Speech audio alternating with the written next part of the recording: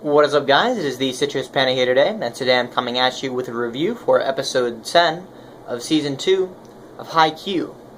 Let's do this. Alright, so in episode 10, I thought last episode was more of a wrap-up of the training arc, and, well, I thought last episode was actually the foreshadow that this was going to be the last episode, but it seems to me like the next episode is going to be the wrap-up, and then possibly a new arc on episode 12, or maybe like a gap of maybe like an episode, and then the new arc starts on the 13th episode. Not really sure how it's going to turn out. So basically, all of this training has been building up to the spring tournament. That will be the next arc, I assume, or maybe there's one in the middle there.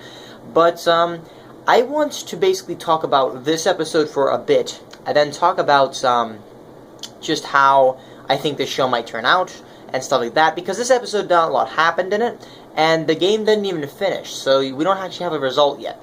In this episode, it basically featured Karasuno going up against Kuroko. I think I'm gonna go with that.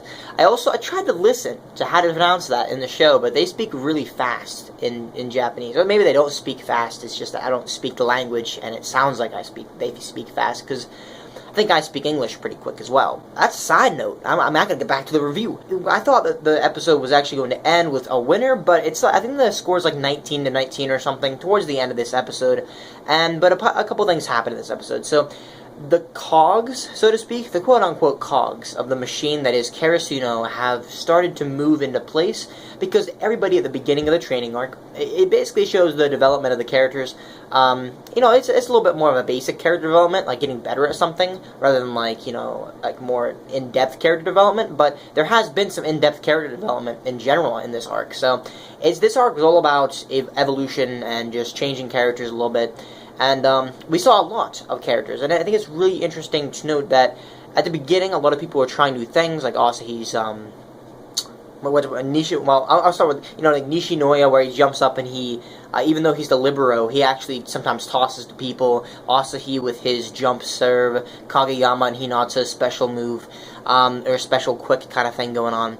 And so a lot of people are trying out their new moves, and a lot of them are actually working out, or almost working out, and the cogs have finally met and been like, now this actually works, now we can use this in a game.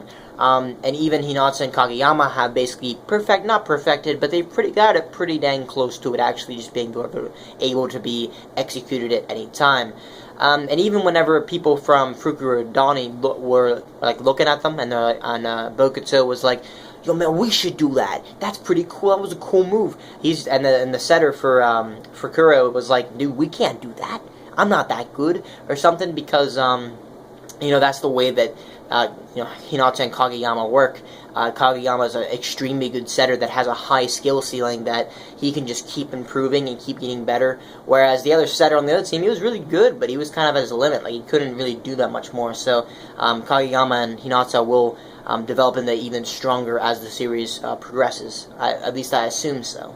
So I'm sitting here editing my video, and I just now realized that I left out the part of where Hinata's special move was actually finally revealed. It was mentioned last episode, but we didn't actually see it. So basically, Bokuto was kind of working with him to create like a new move, and essentially what it was a feint.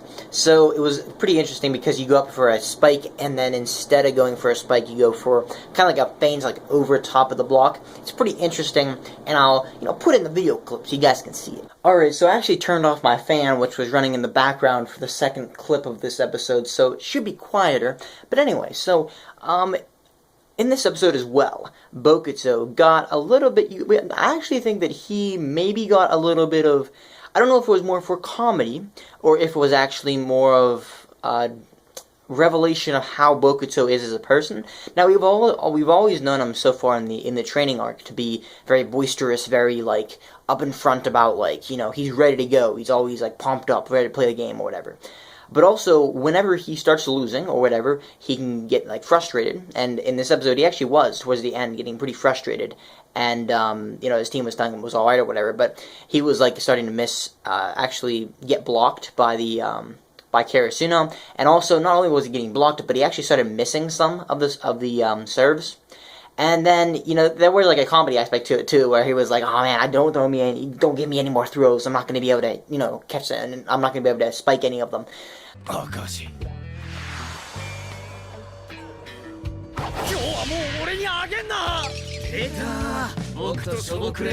So, in a way, I think that was more of a comedic factor kind of thing going on there. But in a way as well, I think that part of the thing was that maybe that's foreshadowing in the future. But I think if he's in a real game, I think he'll be able to get his head in the game. I'm going to make a couple comparisons, actually, to Kuroko's basketball for the last part of this review. And the review is pretty much over. I mean, I don't know what else to talk about in this episode, but I want to do some comparisons to another sports anime I've been watching as of late. So, like, for instance, Kagami in some of the games kind of gets fired up, and he starts playing a little bit more selfishly or whatever, and he doesn't play as well. And then, he sits on the bench, he sits it out for a little bit, and then, like, he gets back into the mindset of playing the game, and he goes back out and does good. So I think that's similar maybe to what Bokuto is. He's kind of like, a bomb ready to explode at all times, so, like, they have to keep him in check or whatever. He has to, like, make sure that he's not, way too overconfident and whatnot. So I think that Karasuno might win this game, by the way. I think they definitely have a chance at it, although they've lost, like, 60 games or something. I think the main part of this arc, though, was to develop as a character. Develop each character, actually, from Karasuno, and also to introduce more rivals, because a pretty big part of this whole arc was like, hey, we're introducing, Haiba Lev from Nekoma, Bokuto, and, a couple other, schools that they're going to be playing against in the spring tournament, which is a thing coming up. And to be honest, I think that's going to be the rest of Season 2. So if I were to take a guess, I don't read the manga, but if I were to guess, I'd probably say it's going to finish up the training arc. And then if there's an arc in between, I don't know, but the spring tournament's probably going to be the big next part of the series. And I'm hyped to see how that's going to go, because right now, these games don't really mean very much. It's not, like, really hyped up, even in this match, in this episode, because of the fact that, well, at the end of the day, whoever wins, it doesn't really matter. And I'm looking forward to seeing some epic plays coming out. Like in the first season, some really cool games happened and whatnot. So, at the end of the day, I also want to say that between the two, I want to make a comparison, again, to Kuroko's basketball, that if you're a really big fan of Haikyuu, and you want another sports anime that's really fun to watch, I'd recommend Kuroko's basketball.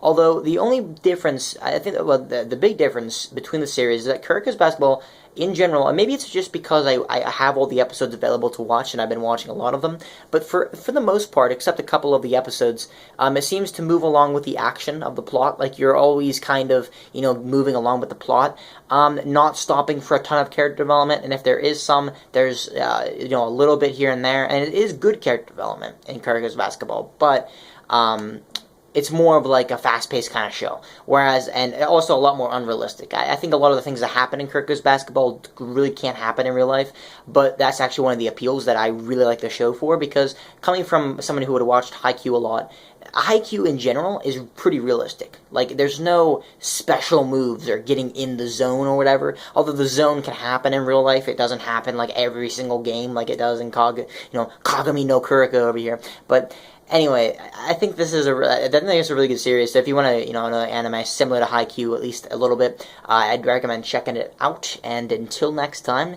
I'll see you guys later.